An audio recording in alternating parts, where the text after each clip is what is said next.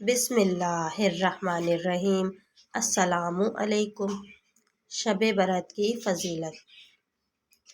چونکہ اس رات میں اللہ کی رحمت سے لاتعداد انسان دوزخ سے نجات اور چھٹکارا حاصل کرتے ہیں، اس لیے اس رات کو شب برات کہا جاتا ہے۔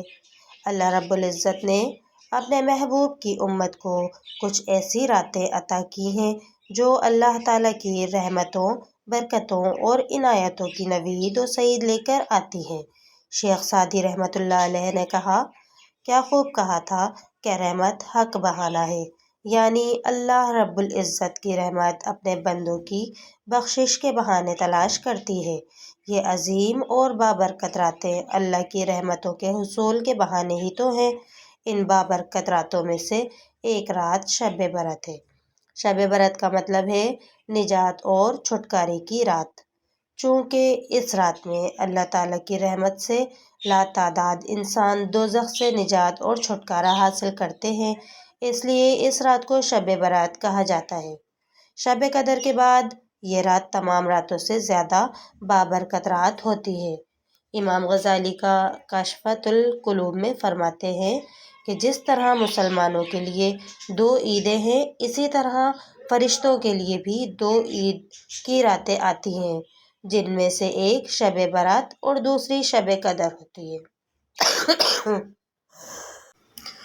بہت سی احادیث مبارکہ سے اس بابرکت رات کی عظمت و فضیلت واضح ہوتی ہے۔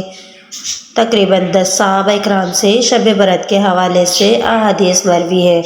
حضرت علی مرتضیٰ رضی اللہ تعالیٰ عنہ سے مروی ہے کہ نبی کریم صلی اللہ علیہ وآلہ وسلم نے ارشاد فرمایا، جب شعبان کی 15ویں رات آئے تو اس رات میں قیام کرو اور دن کو روزہ رکھو۔ بے شک اللہ تعالیٰ اس رات میں غروب آفتاب سے لے کر طلوع فجر تک آسمان دنیا پر اپنی شان کے لائق نزول فرماتا ہے اور فرماتا ہے کہ ہے کوئی بخشش طلب کرنے والا کہ اسے بخش دو، ہے کوئی رزق کا طلبگار کہ اسے رزق دو، ہے کوئی مصیبت زدہ کہ اسے آرام دو۔ کوئی ایسا ہے اللہ تعالیٰ یہ اعلان طلوع فجر تک فرماتا ہے۔ حضرت عائشہ رضی اللہ تعالیٰ عنہ نے اس رات کے حوالے سے نبی کریم کے معمول کا ذکر بھی کیا ہے۔ آپ رضی اللہ تعالیٰ عنہ کہتی ہیں کہ میں نے ایک رات نبی کریم کو نہ پایا تو میں آپ کی تلاشی میں باہر نکلی تو دیکھا آپ بقیہ قبرستان میں ہیں۔ آپ نے فرمایا کہ کیا تم ڈر رہی تھی کہ اللہ تعالیٰ اور اس کے رسول تم پر ظلم فرمائیں گے؟ میں نے عرض کیا، یا رسول اللہ، میرا گمان تھا کہ آپ اپنی کسی زوجہ کے ہاں ہوں گے۔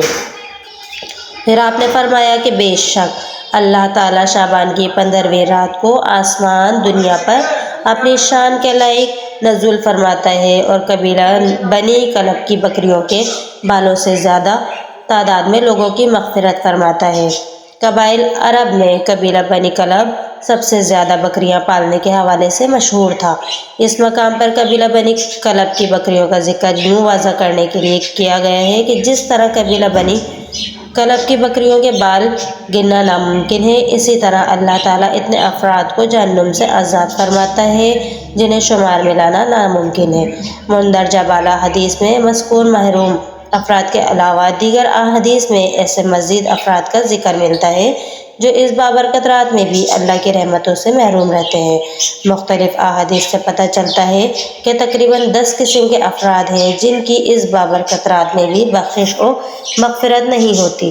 ان افراد میں مشرک، کینہ پرور، اپنے مسلمان بہن بھائیوں سے دشمنی رکھنے والا، عادی شراب، عادی زانی، کسی کو ناحق قتل کرنے والا، والدین کا نافرمان، قطع تعلقی کرنے والا، بطور تکبر کپڑا لٹکانے والا اور چغلی کرنے والا شامل ہیں۔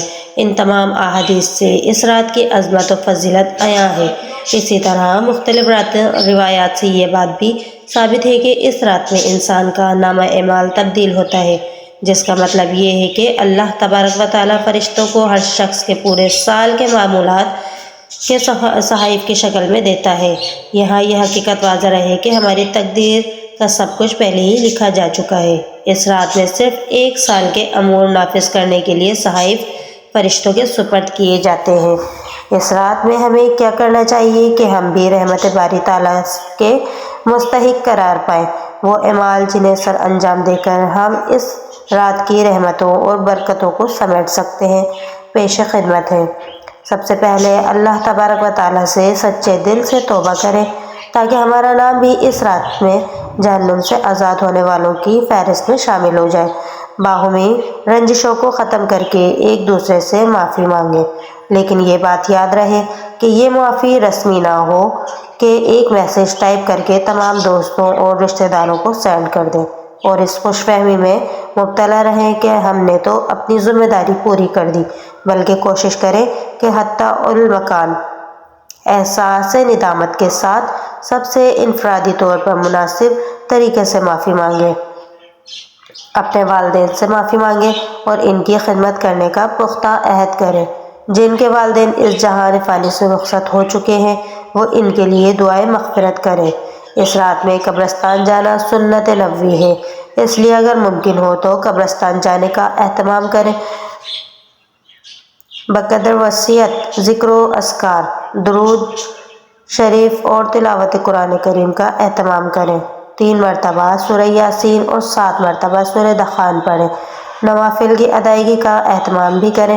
قیام اللیل کی نیت سے کم از کم 8 نوافل ضرور ادا کریں، لیکن یہ بات بھی مد نظر رکھیں کہ اگر آپ کے ذمہ قضا نمازیں ہیں تو ان کی ادائیگی نوافل سے بھی زیادہ ضروری ہے، اس لیے اگر آپ کے ذمہ قضا نمازیں ہیں تو پہلے وہ ادا کریں۔